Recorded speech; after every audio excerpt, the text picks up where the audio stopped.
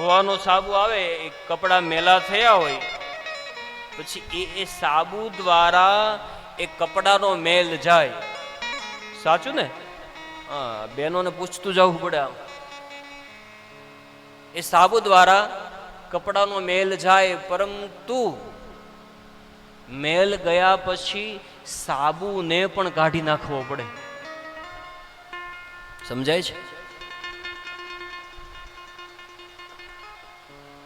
એ સાબુ રહી ન જવો જોઈએ. કથા સાંભળ્યા પછી આપણા જીવન, આ કથા છે ને એ સાબુનું કામ કરે છે. મેલને દૂર કરે. એ કયો મેલ? પેલો સાંસારિક કપડા મેલા થયા હોય એ મેલ નથી. એક સુંદર ભજન છે કે આ આપણી જે ચાદર છે ને એ મેલી છે.